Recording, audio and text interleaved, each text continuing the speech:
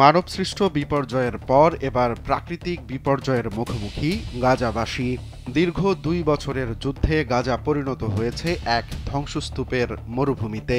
ইহুদিবাদী ইসরায়েল বৃষ্টির মতো বোমা ছুড়ে কেড়ে নিয়েছে হাজারো মানুষের মাথা গোঁজার ঠাঁই। ফলে যুদ্ধবিরতির পর খোলা আকাশের নিচেই তাঁবু খাটিয়ে কোনো রকম দিন পার করছে গাজাবাসী। কিন্তু এরই মধ্যে হানা দিয়েছে প্রাকৃতিক দুর্যোগ। প্রচণ্ড শীতের মধ্যে ঝড় বৃষ্টির কারণে পানি জমে অনেকের তাঁবুর ঘরটিও ডুবে গেছে। ফলে জীবন নিয়ে ভয়াবহ এক দুর্ভোগের মধ্যে পড়েছে ফিলিস্তিনিরা।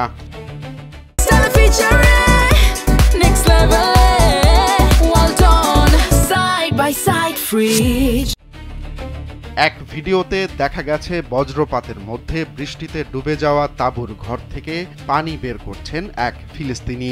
বাস্তুহারা গাজার বাসিন্দা নেভিন আবু আজেইদা বলেন, প্রবল বৃষ্টিতে সম্পূর্ণ ভিজে গেছি, আমাদের ঘুমানোর জায়গাটুকুও ভিজে গেছে, এছাড়া পরার মতো কোনো শুকনো কাপড় নেই।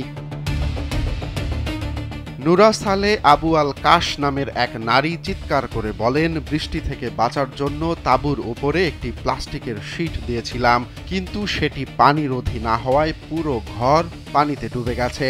এছাড়া তার একমাত্র নাতিও পানির মধ্যে ডুবে যায়। কান্না জড়িত কণ্ঠে তিনি আরও বলেন, আগামী ২ থেকে ৩ মাস শীতের সময়টা কিভাবে পার করব তা ভেবেই কুল পাচ্ছি না।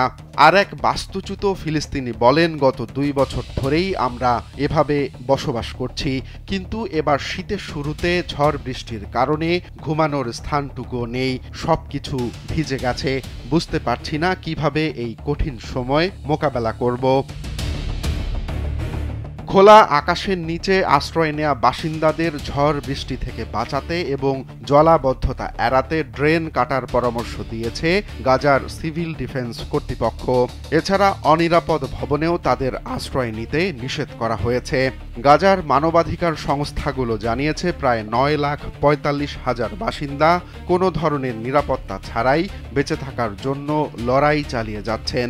এ অবস্থায় সংস্থাটি আন্তর্জাতিক সম্প্রদায়ের কাছে জীবন ধারণের জন্য প্রয়োজনীয় উপকরণ সরবরাহের আহ্বান জানিয়েছে।